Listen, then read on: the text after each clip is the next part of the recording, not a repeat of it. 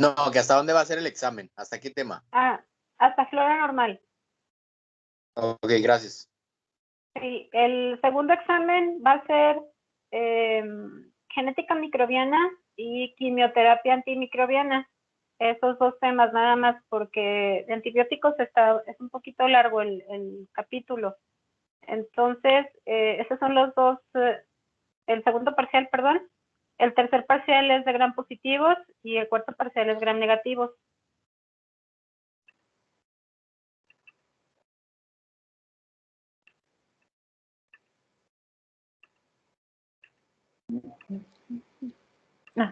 ¿Entendió el proyecto, doctora?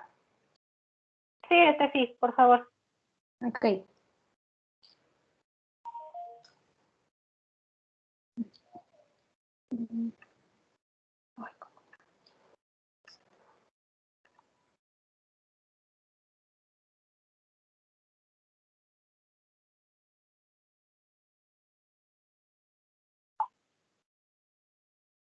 Ya se ve, ¿verdad, la presentación? Ya. Ya. Ay. Espérenme tantito, porque ya no se vio. No, ya no sé. Ya. Ya se ve, ¿verdad? Sí, ahora sí ya. Ok. Bueno, vamos a comenzar con la continuación del capítulo 7, que habla de genética microbiana. Y en este caso aquí pusimos que vamos a hablar de replicación y expresión génica, pero la expresión génica es del equipo número 2. Entonces vamos a hablar de replicación, transferencia de ADN y también de mutaciones. Somos el equipo 1 de nuevo. Ya pues nos conocemos, está conformado por Elisa, Karime, Evelyn y pues su servidora Estefanía. Y vamos a comenzar. Bueno, primero que nada vamos a hablar de la replicación del ADN bacteriano y quise hacer énfasis en las similitudes que tiene la replicación bacteriana, la replicación de organismos procariotas con la replicación de organismos eucariotas. Y es que son 3 similitudes que tienen. Primero, pues que son bidireccionales. ¿Qué quiere decir esto? Pues que va a empezar la replicación y se va a dirigir hacia los 2 lados. Por otro lado, también es semiconservativa, o sea que pues van a tener las cadenas moldes originales para poder así replicarse a partir de estas y tener las cadenas nuevas, ¿no? Entonces por eso es semiconservativa. Y pues que tienen las cadenas retardadas o, bueno, aquí dice retarda, pero es retardadas o rezagadas y cadenas líder. Y ahorita vamos a ver un poquito más de eso. Y las diferencias,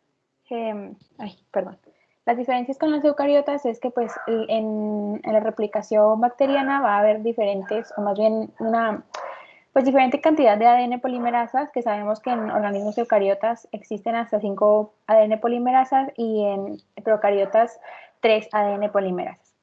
Y en cuanto al número de orígenes de replicación, sabemos que en las células eucariotas encontramos múltiples orígenes de replicación y en los organismos procariotas encontramos solamente un único origen de replicación, que es lo que vamos a empezar explicando ahorita. Bueno, como ya lo vimos en biología molecular, no nos vamos a meter mucho, pero sabemos que en cuanto a la replicación, se involucran múltiples proteínas, múltiples enzimas que nos hacen que se pueda iniciar este proceso. Y en el ADN bacteriano, como les había comentado, por lo general es circular y de doble cadena, entonces también solamente va a tener un sitio de origen que se le conoce como ORI o también llamado ORI-C. En este caso es un esquema de E. coli en el cual pues está aquí el sitio de origen y comienza a abrirse la cadena, que sabemos que al momento en el que se abre la cadena es por ayuda de una enzima llamada helicasa que se encarga de romper los puentes de hidrógeno, ¿no? Entonces, como ya hemos comentado anteriormente, esta es bidireccional, o sea, va a dirigirse hacia los 2 lados, como se observa aquí, y se van a abrir las horquillas de replicación, que juntas pues formarían la burbuja de replicación, ¿no? Entonces, pues ya se dirige hacia los 2 lados para formarse como tal la hélice nueva. Que aquí traigo una imagen mejor en la que se observan todas las interacciones de las proteínas. Como les había comentado, pues aquí está la helicasa que se encarga de separar las cadenas y poder iniciar la la replicación. También tenemos a la enzima topoisomerasa, que ahorita va a ser importante cuando lo comentemos en relación a la acción de algunos tipos de antibióticos, que esta se encarga principalmente de que no exista un superenrollamiento en la cadena y que esta se pueda seguir replicando, ¿no? También en conjunto con esta puede actuar la girasa, que también vamos a ver un poquito más adelante cómo actúan estos fármacos, y también las proteínas SSB o de unión a cadena sencilla, que se encargan también pues que la cadena no se vuelva a enrollar y que siga la maquinaria de replicación. Por otro lado tenemos a la enzima primasa, que se encarga de poner cebadores que son de ARN para que aquí se puedan complementar y se puedan añadir los nucleótidos y que se siga replicando la cadena. Y pues la enzima ADN polimerasa que actúa aquí en la replicación del ADN bacteriano sería principalmente la poli-3 o ADN polimerasa 3, que se encargaría de ir añadiendo los nucleótidos. Y como sabemos, las ADN polimerasas solo empiezan a añadir nucleótidos de dirección 5' a 3'. Entonces la cadena que va de 3' a 5' no tiene problema en que se empiece a replicar continuamente. Por otro lado, pues como esta va de 5' a 3', y sabemos que la polimerasa solo añade nucleótidos de dirección 5' a 3', pues por eso se ven estos fragmentos y la replicación es discontinua, ¿no? Y eso en cuanto a la polimerasa 3. Y la polimerasa 1, la función que tiene es que retira los cebadores de ARN que fueron colocados por la primasa para así completar la cadena. Y ya finalmente tenemos a la ADN ligasa también, que se encarga de unir estos fragmentos que quedan por la discontinuidad de la replicación de la cadena. Ay, no, me equivoqué. Y pues eso es como a grandes rasgos muy similar a la replicación de los organismos eucariotas, que actúan las mismas enzimas, y también pues que tomar en cuenta las diferentes cantidades de ADN polimerasas y que pues que esta replicación es en ADN circular. Y en cuanto a la acción de los antibióticos, principalmente el libro nos mencionaba las quinolonas, que son antibióticos de amplio espectro, que pueden ser utilizados en infecciones ya sean de la vía respiratoria, también de las vías urinarias y gastrointestinales, pero también participan en alteraciones o pues para tratar alteraciones óseas y articulares. Y eso, como lo comentábamos ahorita, la topoisomerasa es una enzima muy importante, ya que se encarga de evitar que la cadena se vuelva a enrollar y que se lleve a cabo la replicación, ¿no?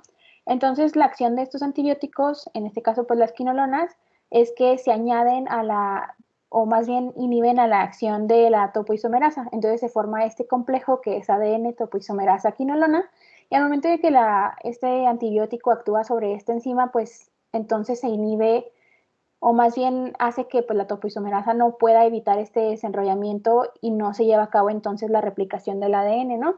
Entonces, al no llevarse a cabo la síntesis de ADN o la replicación del ADN, pues se puede ocasionar una muerte celular, y así es como a grandes rasgos actúan estos antibióticos. Entonces, solo como resumen, estos antibióticos actúan sobre la topoisomerasa y también pueden actuar sobre la enzima girasa.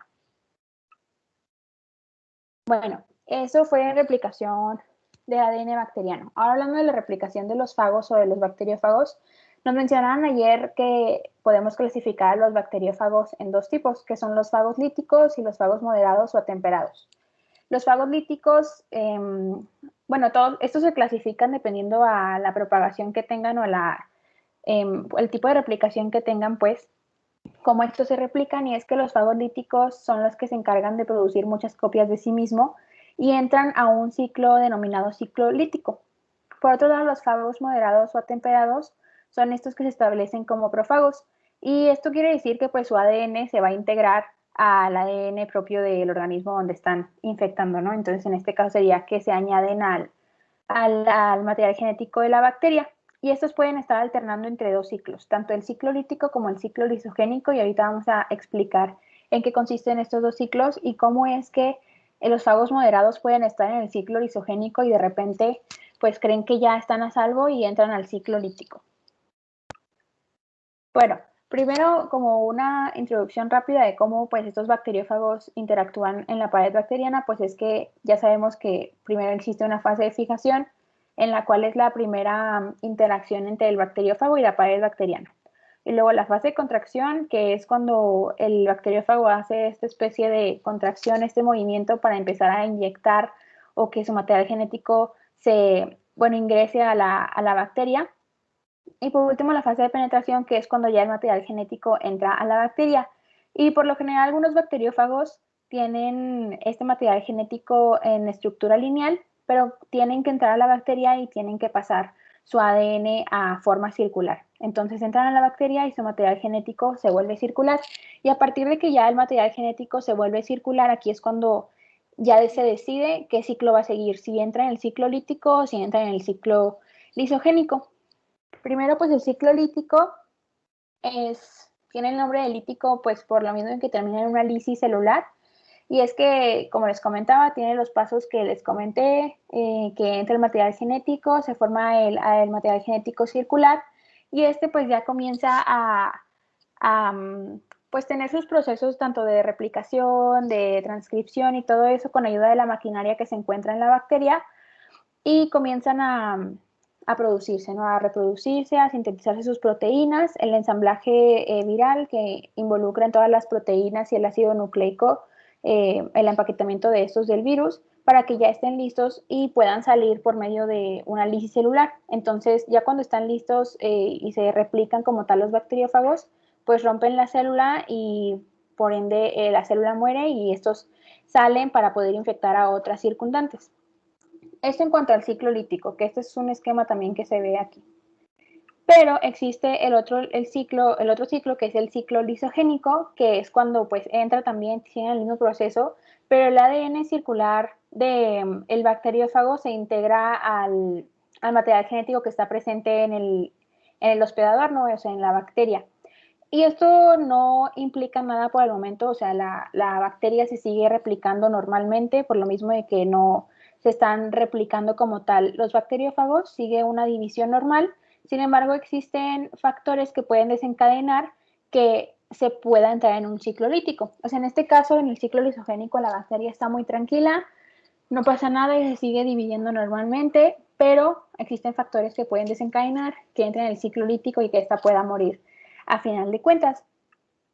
Y esto se conoce como una desrepresión, que es, pues, como sabemos, está el profago con el material genético propio del bacteriófago y el material genético de la bacteria y se puede inducir a la entrada del ciclo lítico. Y se comentaba en el libro que esto puede ser por múltiples factores, sin embargo, los rayos ultravioleta pueden llegar a desencadenar este tipo de desrepresión y es lo que vamos a explicar ahorita.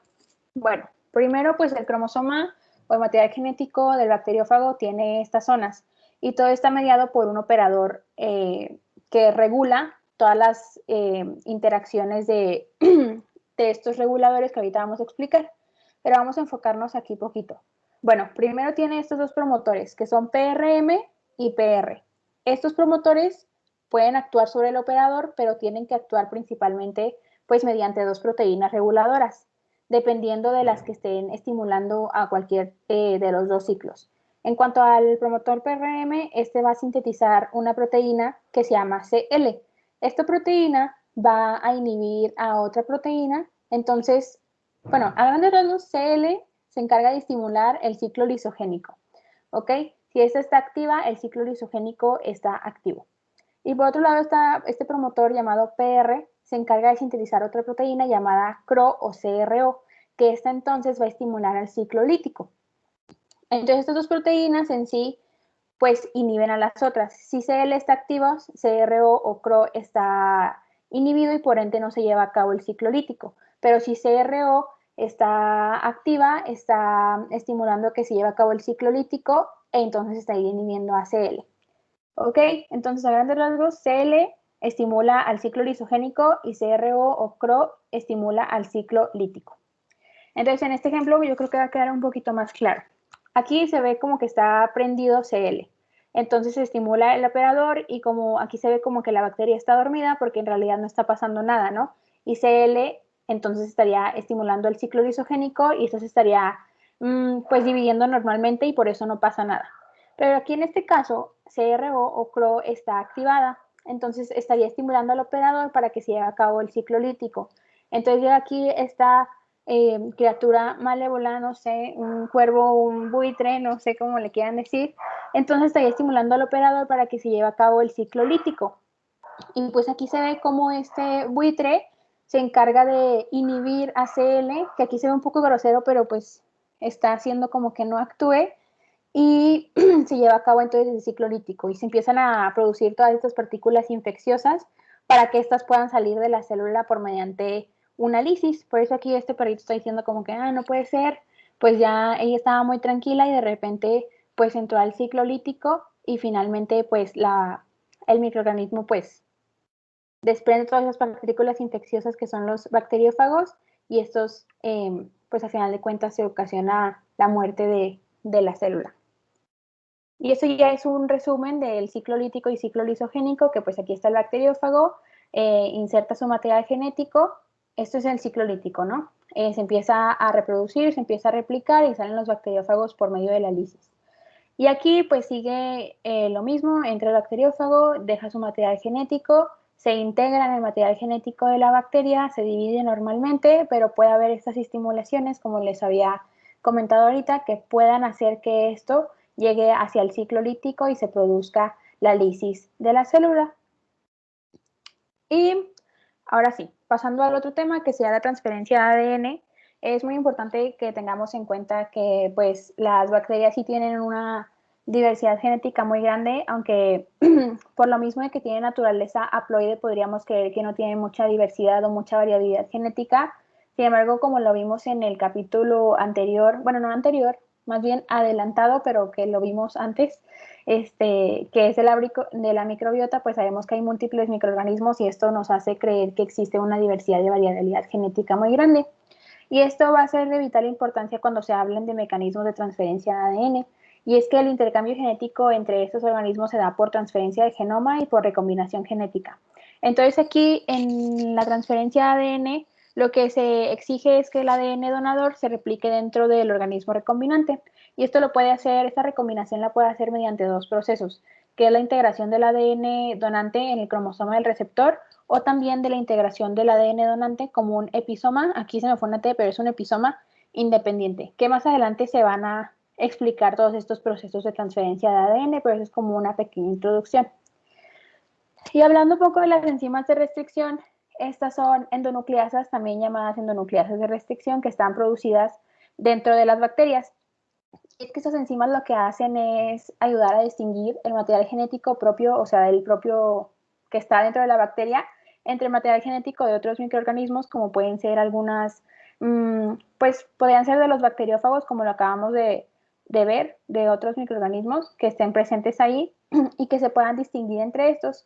Lo que hacen estas enzimas es que por medio de pues la actividad endonucleasa, que significa que pueden metilar enlaces fosfodiéster que están dentro de la cadena del ácido nucleico, pero se llaman endonucleasas. Entonces lo que hacen es separar y reconocer una secuencia específica e hidrolizar el ADN. Y lo que hace o lo que tiene esta función de enzimas de restricción es que pues lo pueden usar las bacterias para protegerse de algunos ataques de material genético exógeno, como lo he comentado, pueden ser los bacteriófagos, para que no ingresen, bueno, que ingresen en la bacteria y así puede eliminar las secuencias que son ajenas al material genético de la bacteria. Como se ve aquí en esta imagen, pues la bacteria y el otro organismo pues tienen diferente material genético y la bacteria le dice que no confunda las cosas y pues el otro organismo que no confunda las cosas. Y eso es lo que hacen las enzimas de restricción, que reconoce la secuencia específica y lo hidroliza para así restringir que el ADN exógeno pueda interactuar en el ADN de la bacteria. Y existen estos dos mecanismos que son de modificación y restricción, que es el sistema tipo 1 y el sistema tipo 2. En el sistema tipo 1 se utiliza un complejo proteico en el cual actúan en conjunto múltiples proteínas y subunidades, que en el sistema tipo 1 se requiere ATP y por lo mismo que actúa un complejo proteico muy grande, pues se pueden reconocer secuencias relativamente grandes de ADN. Y en el sistema tipo 2 no actúa un complejo proteico en conjunto, sino que las endonucleasas y las metilasas actúan de manera separada y pues esto no requiere de ATP y como lo hacen de manera separada, cada miembro de la pareja, tanto de modificación y restricción, reconoce la misma secuencia de ADN. Y existen dos conceptos que son importantes para cuando se hable más adelante de la transferencia de ADN, que es la compatibilidad y la incompatibilidad. Que esto pues sabemos muy bien qué es la compatibilidad y la incompatibilidad, lo podemos aplicar en todos los términos de nuestra vida. Cuando decimos, yo soy compatible con tal persona, esta persona no es incompatible conmigo, no sé. Entonces, aquí aplicándolo, podemos decir que la compatibilidad se refiere cuando están dos plásmidos o más plásmidos y que estos pueden coexistir de manera estable dentro de la bacteria, o sea que pueden llevarse bien. Y la incompatibilidad sería entonces que existan diferentes plásmidos que están dentro de esta bacteria y que no puedan coexistir de la misma manera o de manera normal, y entonces se interfiere un poco con el mecanismo de replicación. Y esos van a ser conceptos importantes para lo que se hable un poco más adelante. Bueno, ahora yo voy a hablarles sobre los mecanismos de recombinación. Bueno, esto se da porque principalmente el ADN donador no va a tener lo que es la información necesaria para su propia replicación. Entonces lo que debe hacer es que el ADN receptor debe combinarse para establecer una cepa receptora. Entonces esta combinación puede ser homóloga o no homóloga. Y aquí pues les traigo las características distintivas de cada uno. La recombinación homóloga es cuando existe por consecuencia, por una cercana similitud de las secuencias de ADN donante y del receptor. También tenemos que esta recombinación homóloga va a implicar un intercambio entre genes que van a compartir una secuencia en común. Mientras que la recombinación no homóloga es el resultado que se da por una recombinación catalizada por enzimas entre dos secuencias de ADN disímiles. Esto quiere decir que no son iguales, sino que son muy diferentes. Por eso se le llama homóloga. También esta recombinación no homóloga va a depender de lo que son enzimas codificadoras por el ADN integrado, y además este proceso requiere de un conjunto de genes designados como REC, que ahorita les traigo una imagen más adelante. También la recombinación no homóloga pues es la inserción del ADN en un receptor que va a formar una copia de un transposón del donador. ¿Le das a la siguiente, por favor? Bueno, aquí tenemos una imagen explicando estos mecanismos de recombinación. Este es un mecanismo de recombinación homóloga, ya que está mediado por productos del gen REC, y el gen REC es una recombinación recíproca, o sea que se da en ambos lados del ADN donador y receptor. Aquí tenemos pues en el número 1 que, bueno, una bacteria que va a ser donadora va a morir y se va a degradar. Entonces el ADN de esta bacteria donadora se va a combinar, va a entrar a la célula de la bacteria que va a ser la receptora, que va a ser aquí una bacteria viva. En el número 3, pues tenemos que el gen REC, aquí nos menciona que es el tipo A, pues va a promover lo que es el intercambio de fragmentos del ADN donador y del ADN del receptor. Y finalmente en el número 4, pues ya cuando el intercambio va a ser completo, entonces aquí existe una recombinación de ADN, y esto es lo que se le llama una recombinación homóloga.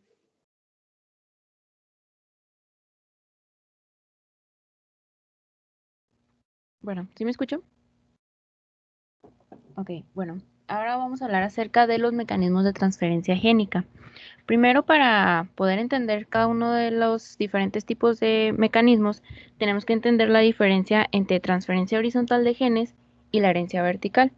La transferencia horizontal de genes se va a dar entre un intercambio de ADN de una célula a otra, como lo van a hacer por diferentes mecanismos, como lo son la conjugación, la transducción y la transformación. En cambio, la herencia vertical es cuando una célula recibe el ADN o el material genético directamente de su antecesor. El que toma más relevancia para nosotros es el de transferencia horizontal, ya que mediante estas pues se va a dar lo que son las resistencias a antibióticos y pues todo lo que conlleva la evolución de la bacteria y la selección natural. Ok, ya les mencioné que hay 3 mecanismos de transferencia génica en el que vamos a hablar de... Bueno, primero vamos a hablar de la conjugación. ¿Qué es la conjugación? Pues bueno, la conjugación es la unión de dos células entre una célula receptora y una célula donadora, y a través de un pili sexual que va a contener la célula donadora, se va a llevar a cabo la transferencia de ADN, específicamente de una cadena que la célula receptora va a complementar, o sea, va a haber se va a transferir una cadena lineal de ADN desde la célula donadora hasta la célula receptora, como lo vemos en la imagen.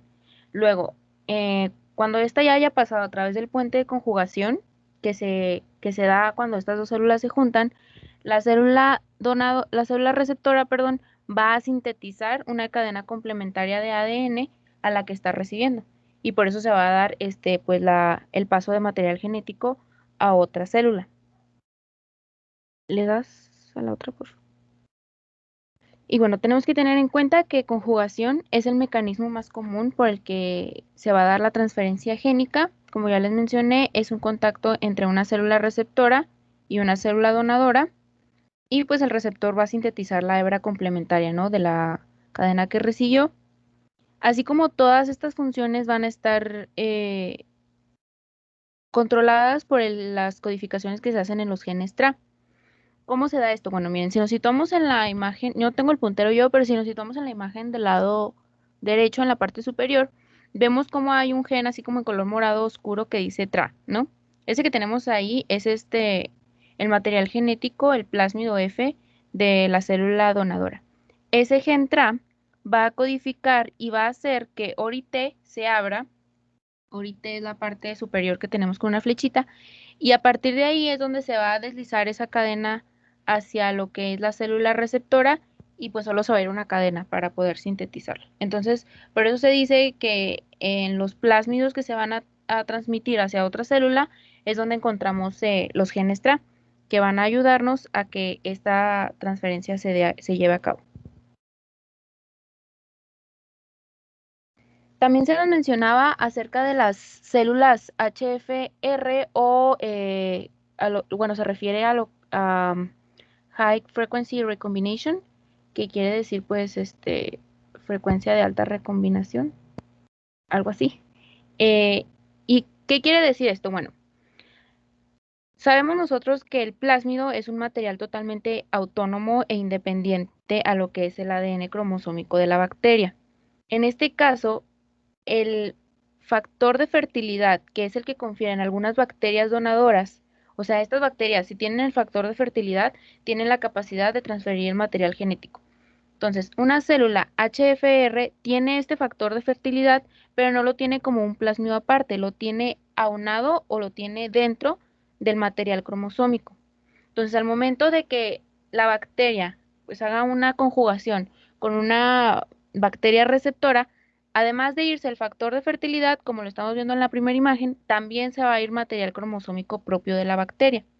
Y es aquí cuando existen varias recombinaciones, donde además de obtener el factor de fertilidad, pues también va a conferir características del material, del ADN cromosómico de la otra bacteria.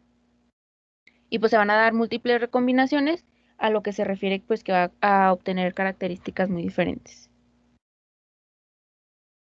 Bueno, y lo anterior, nada más para que supieran, todo esto se llevó a cabo o se dieron cuenta de eso porque se hicieron estudios en E. coli y se dieron cuenta de esto. Y les puse esta imagen del libro porque me pareció, o sea, está chida, se ve bonito.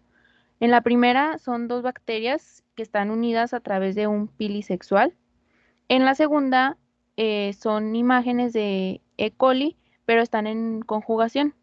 Nos mencionaba que las células HFR, que serían las células donantes, son las más elongadas y las más alargadas. En cambio, las que están pegadas, que se ven como chiquitas, serían las células receptoras. Y por último, en la letra C es una micrografía electrónica en la que podemos ver claramente cómo se están uniendo mediante un puente de conjugación las dos bacterias. Y bueno, para llegar a todos estos estudios, también se hizo lo que conocemos como mapeo genético, y este mapeo genético se lo hicieron principalmente a E. coli. En este mapeo genético, lo que ellos lograron es que como eran células HFR, midieron la distancia, mira, puedes señalar, bueno, no te creas, midieron la distancia que había entre los loci de los genes de E. coli. Entonces, con eso, con la distancia que había entre estos genes, ellos podían determinar cuánto tiempo se iba a tardar en un proceso de conjugación, cuánto tiempo se iba a tardar en transferirse toda la información de una bacteria a otra. Eso lo hicieron con un mapeo genético de E. coli y después hicieron un mapeo genético también de Salmonella typhimurium y descubrieron que pues era muy similar el genoma de estas dos bacterias en cuanto a la distancia entre genes y en cuanto a la transferencia en conjugación. Por eso se dice que E. coli es muy similar a Salmonella typhimurium. Y bueno, actualmente nada más ahí nos mencionaba que este mapeo genético ya no está tan vigente, se ha sustituido por una secuenciación de ADN genómico de alto rendimiento, ya más avanzado. Y ya por último, también se nos hablaba de que, bueno, nosotros sabemos que si existe que el ADN cromosómico se puede mezclar con material genético que no esté dentro de este mismo. Entonces ahí tendríamos un replicón recombinante porque se están mezclando dos tipos diferentes de ADN. También se nos hablaba de que pues a través de estas recombinaciones se puede llegar a obtener lo que es un cebador de fertilidad y un cebador de resistencia. También se le conoce como cebador F o cebador R. Ahí me equivoqué. Y estos se encuentran dentro de la bacteria como plásmidos. Lo importante de estos cebadores o de estos tipos de material genético es que se van a rodear por dos sitios de inserción que van a ser iguales pero van a estar invertidos, como nos lo mencionó Damián en la clase de ayer.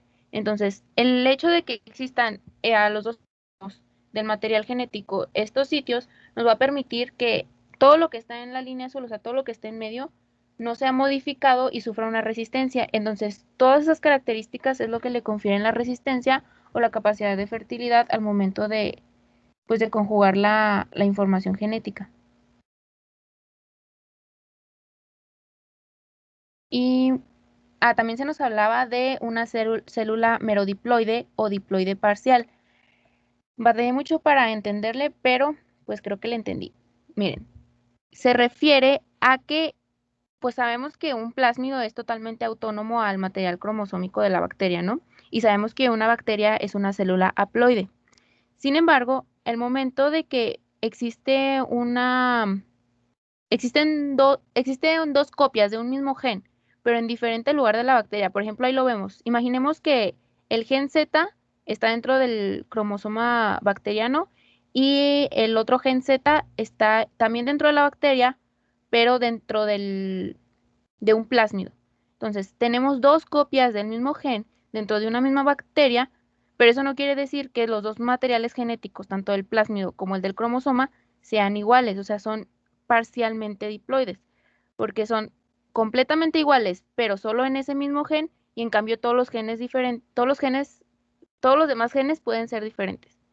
O sea, no sé si me explique, solo tienen una pequeña parte igual o duplicada, pero eso no quiere decir que todo lo demás también sea igual. Por eso se les dice que son merodiploides. Y algo importante a mencionar de esto es que en el caso de que, no sé, por ejemplo, supongamos que ese gen codifica para una resistencia en la pared celular muy fuerte y nosotros suprimamos una parte de ese material en un gen, por ejemplo, lo suprimimos en el cromosoma principal, eso no quiere decir que no se vaya a expresar porque ese gen también lo presenta el plásmido. Entonces eso le permite a la bacteria poder expresarlo aunque haya sido suprimido uno de sus genes. Porque como presenta dos, pues puede expresarse uno. Y ahí resale. Bueno, también nos mencionaba que estas células son muy difíciles o son muy inestables de cultivar en un medio in vitro, porque como existe una recombinación homóloga, pues en esas recombinaciones se puede perder la otra parte del gen, o sea, el gen duplicado. ¿Y qué se hace a nivel de laboratorio? Pues se suprime el gen RK, que ese gen hace que es el encargado de producir La recombinación homóloga, si suprimimos este gen, pues no va a haber recombinación homóloga y por tanto no se va a perder este material genético duplicado. Bueno, ya terminamos de hablar de la conjugación. Ahora vamos a hablar acerca de la transducción, que es otro método de transferencia génica, y este va a estar mediado por los fagos, del que ya nos habló Estefanía. Primero el fago llega a la bacteria, obtiene el material genético bacteriano, puede ser en un ciclo lítico o un ciclo lisogénico, porque casi siempre son fagos moderados, y estos mismos van a transferir ese material genético a la otra célula, a la otra bacteria. Se nos hablaba también de que un fago no puede transferir todo el ADN de una sola bacteria, o sea, son pequeños fragmentos que transfieren de una bacteria a otra, y pues por eso la otra bacteria puede adquirir parcialmente características de la bacteria que anteriormente fue donadora de información. Y toman relevancia aquí estos fagos porque son los causantes de formar las islas de patogenicidad. Como ya lo vemos, son transportadas principalmente por fagos. Y bueno, en el libro nos da un ejemplo de Vibrio cholerae, no sé cómo se pronuncia, que esta bacteria, si nosotros la vemos así, es completamente inofensiva. Pero al momento de que un fago llega a este organismo, se incrusta en él. El fago codifica para proteínas que sintetizan la toxina de la que tanto se habla en el cólera. Entonces, estas bacterias son inofensivas, pero lo que les sucedió es que fueron atacadas o fueron transferidas información de un fago a estas bacterias, lo que les concibió esa característica de formar la toxina. Pues ya a grandes rasgos así la toxina lo que hace es que ataca ciertos canales que están en la membrana celular. Esta toxina entra a la célula, activa o sobreestimula la producción de AMP cíclico, y este AMP cíclico hace que pues el cuerpo comience a eliminar muchos electrolitos hacia la luz intestinal, y es lo que provoca las diarreas y la deshidratación grave de la enfermedad. Por eso existen pues islas patogénicas de la enfermedad, como en el artículo que vamos a ver más adelante. Y ya por último, en el mecanismo de transferencia génica de transformación, esta puede ser una transformación forzada que se daría en un laboratorio donde nosotros obligamos a una bacteria a que introduzca un material genético, un ADN desnudo, forzosamente a su organismo, o una competencia natural, que esta es característica de ciertas bacterias que les voy a mencionar más adelante. Pero pues es importante recalcar que no es muy usual que se dé esta competencia natural. Y esta competencia natural se ve muy aunada a lo que son las resistencias a los antibióticos, a bacterias muy fuertes, dado que tienen esta naturalidad por aceptar de ADN desnudo que no proviene de algún medio, y pues se quedan con él, lo que ayuda a que sea una célula transformada, transforme completamente todo su ADN, y por esto sea difícil pues atacarla. En caso de que la bacteria diga, no, sabes que este ADN casi no me sirve para cumplir mi objetivo, para matar a los demás, lo utiliza como nutriente nada más, o sea, se lo come, no lo utiliza para transformarse. Y las de importancia médica son las de H. influenzae, Neisseria gonorrhoeae, N. meningitis y supongo que es Streptococcus pneumoniae.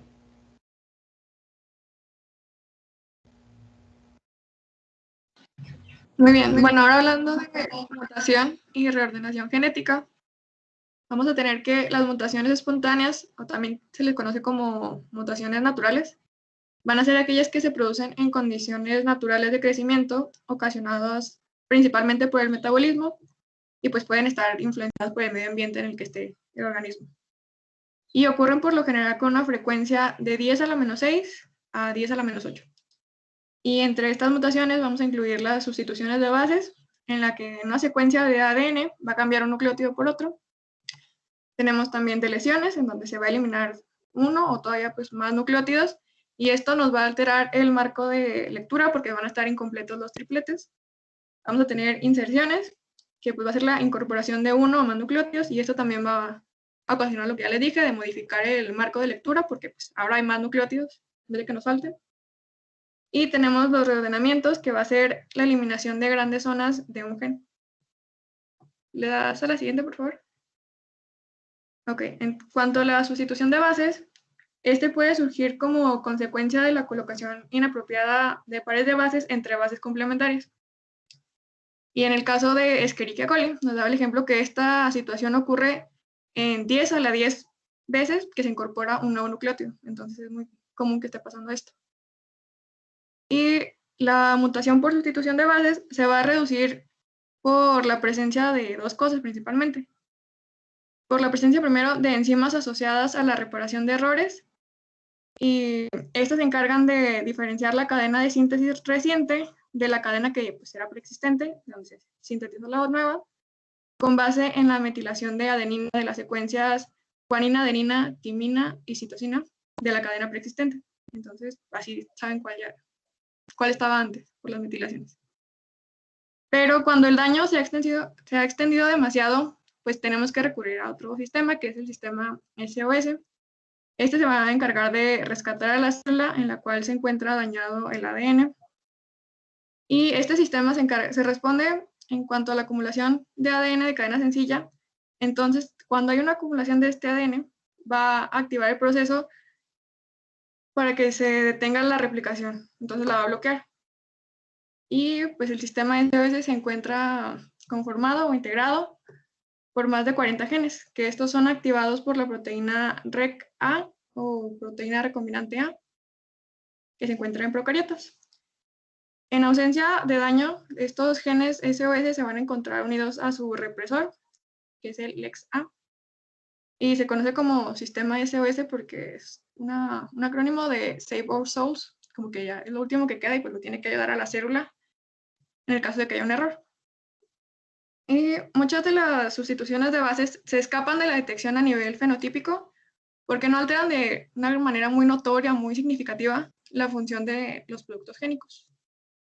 ¿Le das a la siguiente, por favor? Aquí tengo unos ejemplos de eso que les digo que es como que muy pequeño el cambio, entonces casi no se nota fenotípicamente. Que van a ser estas dos mutaciones de aminoácidos o mutaciones interruptoras.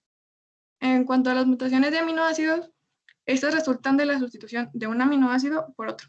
También se les conoce como mutaciones neutras. Y esta mutación pues no tiene efecto sobre el fenotipo debido a que el cambio en la secuencia de nucleótidos va a generar tripletes que codifican para aminoácidos que son equivalentes. Aquí en la imagen les tengo un ejemplo. En la secuencia original está como un cuadrito gris la lisina con su triplete de 3 adeninas. Pero en la secuencia mutada tenemos adenina, guanina y adenina. Esto nos va a codificar para arginina. Estos se consideran como aminoácidos equivalentes porque son básicos, entonces no va a haber una variación en las cargas, pero van a existir ligeras variaciones estructurales. Y pues en la conformación de la proteína, pero va a conservar su función principal, entonces pues casi no se nota, por eso dice que son neutras.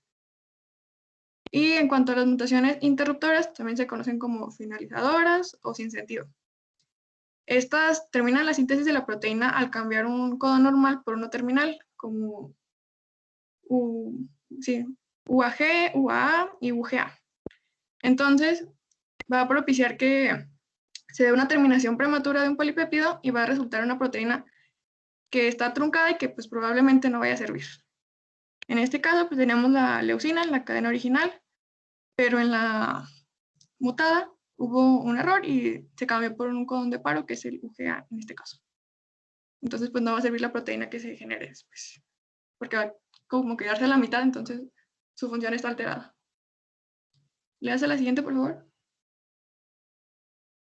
En cuanto a los reordenamientos, estos son son consecuencias de las deleciones que eliminan grandes zonas de genes o incluso conjuntos pues, muy grandes de genes. Y pues, otras mutaciones espontáneas van a causar una duplicación con frecuencia en grupos longitudinales. Aquí les tengo un ejemplo, donde hay una duplicación de los segmentos 4, 5 y 6, se encuentran 2 veces en la imagen inferior. También se pueden invertir longitudes aún más largas de DNA o causar la transposición de tales secuencias a nuevos locus. Otro ejemplo sería también pues, la inversión en la imagen superior. Tenemos que los segmentos 7, 8, 9 cambian de lugar y ahora son 9, 8 y 7 en el siguiente fragmento cromosómico. Y pues tales de lesiones grandes van a implicar recombinación entre secuencias repetidas directamente. Entonces, algo que se dieron cuenta con los mapas genéticos comparativos de cepas bacterianas es que se encuentran relacionadas y han mostrado que tales reordenamientos pueden fijarse en poblaciones naturales. Entonces, con estas observaciones se señala el hecho de que la separación lineal de lugares de ADN en un cromosoma bacteriano no va a alterar del todo la interacción física y química entre estos cromosomas. Bueno, le das a la siguiente, por favor. Aquí tenemos, bueno, todavía no me cambio, pero ya sigue la de mutágenos. Vamos a ver que cuando hablamos de un mutágeno, este es un agente que va a ocasionar el incremento de la frecuencia en la que ocurren las mutaciones. Entonces, pues va a tener la capacidad de ocasionar cambios en el material genético. Y de acuerdo con la naturaleza de que sea el mutágeno, estos se pueden clasificar como físicos, químicos y también hay biológicos. Entonces, en cuanto a los físicos, tenemos que estos son radiaciones que alteran la estructura y también la secuencia del ADN. Dentro de los ejemplos de estos se encuentra la luz ultravioleta, que cuando se expone el organismo va a ocasionar que se unan bases de timina que están cercanas y va a formar dímeros. Estos se pueden, pues, como quitar o resolver mediante la reparación directa, pero eso es otra cosa. Y dentro de estos también se van a encontrar pues, la radiación ionizante, partículas alfa, gamma y beta, y radiaciones electromagnéticas. Y pues otro ejemplo, ahora, bueno, ya serían estos los ejemplos físicos, y en cuanto a los químicos, ahora sí tenemos el ácido nitroso, colorantes acrinídicos, colchicina, formalina, ácido fórmico, entre otros. Y todos estos van a ser compuestos que tienen la capacidad de alterar la estructura del ADN. Y bueno, todas estas mutaciones que modifican la actividad de replicación o las enzimas de reparación van a hacer más susceptible a todas las bacterias a demás mutágenos biológicos y se conocen como cepas mutantes. Dentro de los mutágenos biológicos tenemos virus, bacterias y también hongos. ¿Das a la siguiente, por favor? Bueno, ahora para terminar nuestro tema, les voy a hablar sobre la reversión y la supresión. La reversión es prácticamente, la recuperación es prácticamente lo que es, pues por así decirlo, la recuperación de la actividad perdida que tuvo como consecuencia de una mutación, que ya las vimos anteriormente. Existen varios tipos de reversión y mutaciones que nos menciona el libro como estas definiciones. Por ejemplo, la reversión fenotípica va a ser la recuperación de la actividad perdida como consecuencia de una mutación, pero esta puede o no suceder. Mientras tanto, la reversión genotípica tiene que recuperarse la actividad perdida obligatoriamente para que sea una reversión genotípica, mientras que en la fenotípica puede ser o no su recuperación. También tenemos la mutación de supresión, que nos dice que es la mutación de un segundo locus. Y bueno, ahí podemos ver en la imagen un ejemplo de mutación cromosómica donde existe una inversión de un segmento cromosómico. Ahí podemos ver la figura, bueno, la letra E, F, G, H en la izquierda, mientras que en la derecha está en otro orden, H, G, F, E. Entonces esta mutación pues puede ocurrir en los cromosomas. La siguiente, por favor. La supresión intragénica es una mutación primaria, esta que cambió la estructura de una enzima. Entonces, esta mutación primaria la modificó la enzima. Entonces, una segunda mutación en un sitio diferente restablece la estructura, pero esta va a ser intragénica, como lo menciona su libro, pues adentro del gen.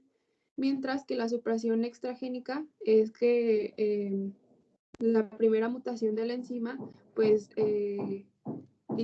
¿cómo se dice? pues perdió la función esta enzima en la primera mutación, pero en su segunda mutación va a recuperar lo que es el gen originalmente afectado, pero va a ser fuera de este gen. Y ya sería de nuestro tema. Nosotros les traemos un artículo que es sobre el cólera. Es un artículo del año 2020, es muy reciente, y nos habla sobre el cólera, que es una enfermedad diarreica que es secretora aguda, que es causada por la bacteria Vibrio cholerae. Tiene varias determinantes para su patogenicidad. El cólera, por ejemplo, la toxina del cólera, también el pilus corregulado por la toxina que ya mencionaron anteriormente en nuestra presentación. También contiene en el genoma dos elementos genéticos móviles que son adquiridos horizontalmente, que ya también nuestra compañera Evelyn nos explicó, es la adquisición horizontal. Y también nos menciona que lo que influye en su patogenicidad es la isla de patogenicidad 1 de Vibrio. Entonces, el genoma de Vibrio cholerae nos dice el artículo que va a albergar otros genes móviles que van a proporcionar resistencia a los antimicrobianos y también a las funciones metabólicas y otros rasgos de aptitud. La isla de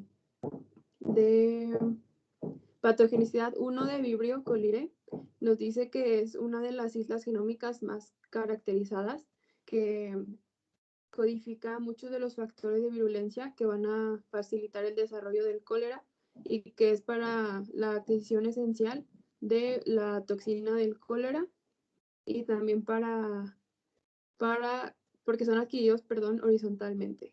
Entonces, este artículo habla, en resumen, de lo que es la isla de patogenicidad 1 de Vibrio y cómo está asociada con su virulencia.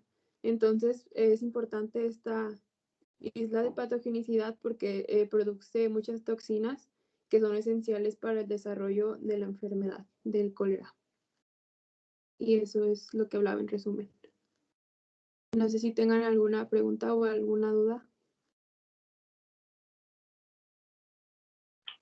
Muy bien, muchachas. Muy bonita su presentación. ¿Alguien tiene alguna duda hasta aquí?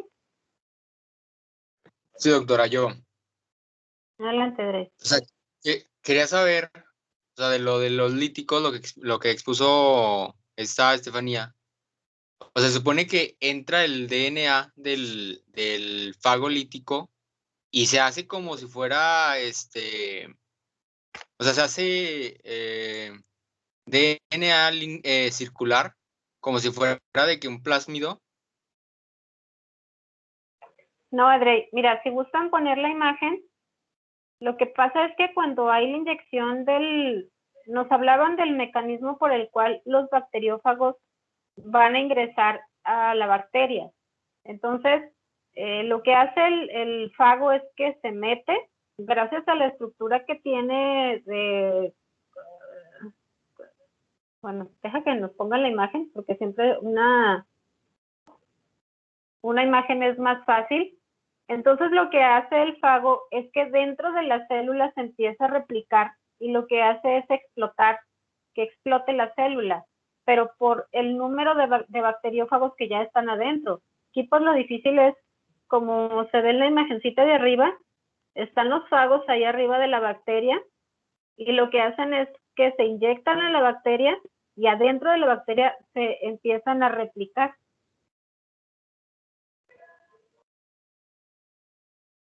¿Sí, Adrey? Pero entonces ¿Esa era tu sí, el duda? moderado, sí. Entonces el moderado se integra al material genético, ¿verdad? O sea, Así quiere es. decir que ese tiene enzimas de restricción para poder unirse al cromosoma de la bacteria.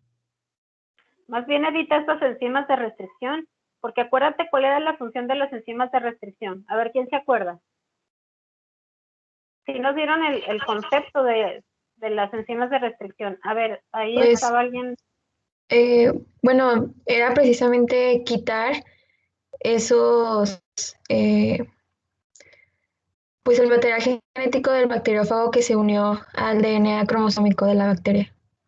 es como proteger el material genético de la bacteria para que no entre nada. Entonces, en este ciclo se evita esas enzimas de restricción para que se une el material genético de la bacteria, y como nos decía su compañera, o sea, pareciera en este ciclo que no pasa nada, que pues vaya, no está causando daño, la bacteria se sigue replicando, pero ya con un material ajeno a ella, y cuando ya aquí en la imagen se ve, se empiezan a producir ya bacterias con un material genético modificado, y al final pues van a entrar en este mismo ciclo lítico, en donde pues al final va a ser la destrucción de las bacterias, porque ya tienen este material genético ajeno, que es el del fago.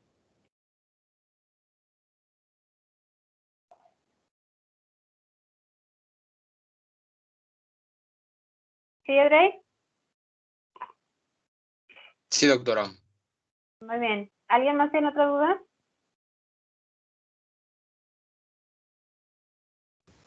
No, creo que todo está bien. Mañana, sí traen Kahoot. Sí, doctora, lo podemos poner el jueves. El jueves lo ponemos, avísenle por favor a los demás. Mañana no hay clase, los veo el jueves. Sí, muchas Cuídense gracias, mucho. doctora. Gracias. Gracias, doctora. Hasta el jueves. Nos vemos. Gracias. Gracias. Gracias, doctora. Hasta el jueves, gracias. Gracias, doctora. Hasta el jueves. Cuídense.